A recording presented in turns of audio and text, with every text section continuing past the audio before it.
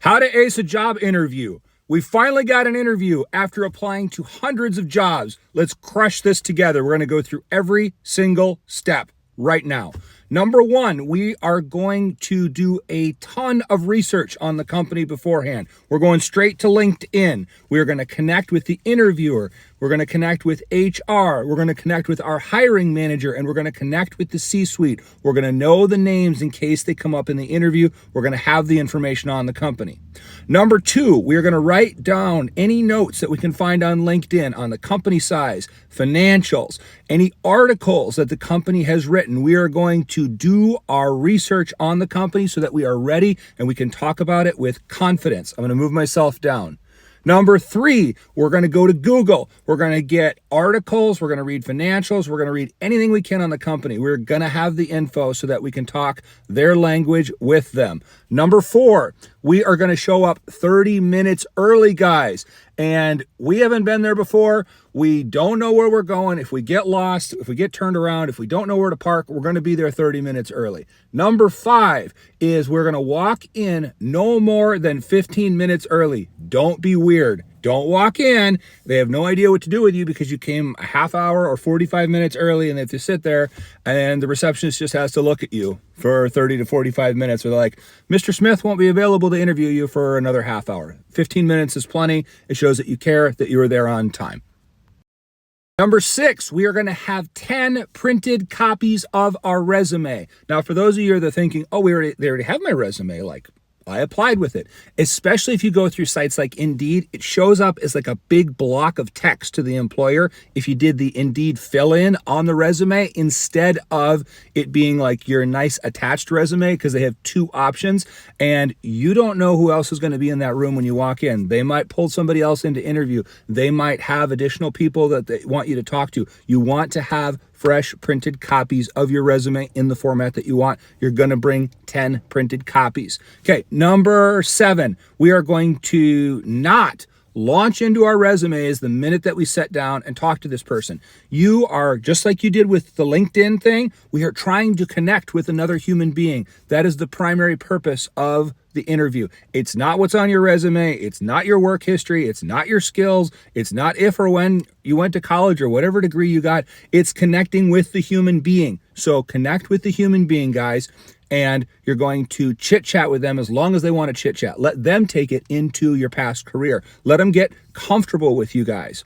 Okay, then we are going to ask them some questions about themselves as we're getting into the chit chat. When we get into the resume talk, we're going to say, well, how long have you been at the company? And, at some point in the interview process, you're going to say, what's your favorite part of working here? And you're going to make it conversational. It doesn't just need to be one-sided. People can't picture you in the role if you're just answering questions like a robot, guys. There has to be some back and forth. I'm going to move myself over. Okay. And 10, what you're going to do before you get out of there is you're going to ask them this question formatted just like this. I'm going to move myself out of the way so you guys can see this. It's going to say, if you look 6 months down the road and you see me being very successful in this role, what would that look like? Now, what are you doing when you do that? What you're doing is you're giving them the visual impression of you in that job, thinking about it, and going, okay, so if he's in that role and he's doing it really well, what does that look like to me? You're putting yourself in their mind in that role so that they can see it, that they can picture it. That's a good place for you to be. And it shows that you want to do well in the role and you want to know what being successful at it looks like. Okay, before you leave the interview, last question I want you to ask, and I want you to ask it carefully so it doesn't look like you're just trying to ascend immediately and that you're not going to be happy in your current position, is what you're going to say is, what does the career potential look like for me at this company? Is there an eventual path that I can grow? When you're saying eventual, you're making it not seem like you want to immediately jump to the next position or that you're trying to take their position if it's the manager or whatever. Just say, how can I grow in this company?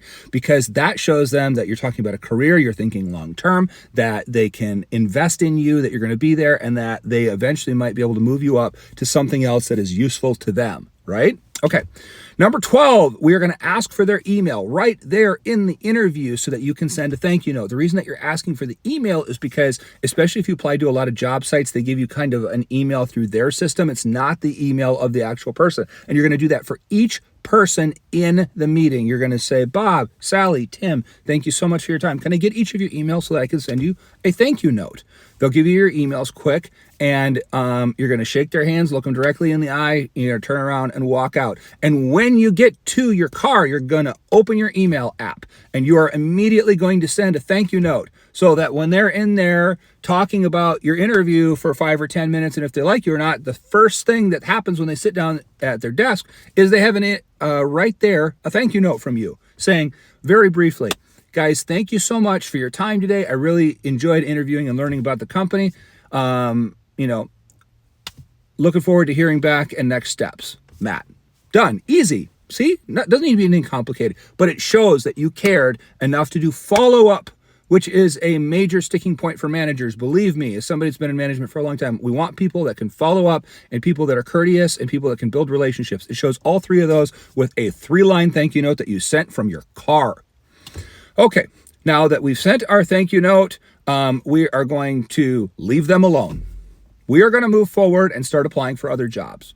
Why are we doing this? You cannot sit and wait around. You don't know if they have 5 other candidates to interview. You don't know if they liked you. You don't know if they smiled in your face and said that guy was a complete piece of garbage when you walked out the door. So don't sit around and wait for them. Immediately go back, start applying for other jobs, go to other interviews, everything.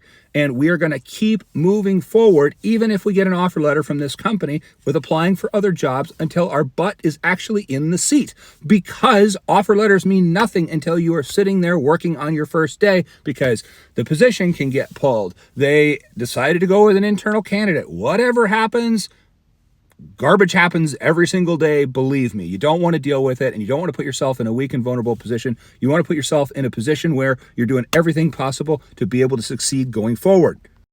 Ultimately, anybody that has got a job in this tough job market will tell you that you just have to keep going until you're sitting at the seat in your new role. So any questions that you guys have about going to the interview, about what you should ask, about what you should bring, about what you should talk about what you should follow up with, nothing. I get questions all the time like, hey Matt, it's been 30 days and I haven't heard anything. Should I reach out to the hiring manager? No, it's done. If they wanted to, they would. No answer is an answer. No answer is an answer. So if you have applied, you did the interview, you're going to move forward. And I see people all the time say, oh, I see the role was reposted 3 months later. Should I apply for it again? No, they didn't want you. Move on. So we're just going to keep applying. We're going to keep interviewing until we get the job that we want and we're sitting in the seat.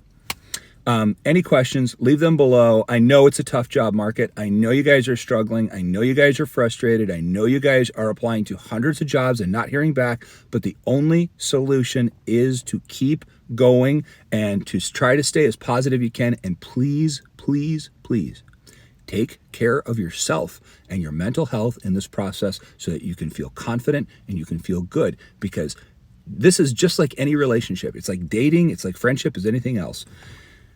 A person that feels desperate, other people can feel that. And if they can feel your desperation, then they're going to have a harder time being convinced that you're the right person. If you go in confident, if you go in feeling good, if you go in with great vibes, they're going to be much more likely to move forward with you. So keep applying. You can do this, guys. We're all in it together. Let me know if you have any questions, and I'll see you in the next one.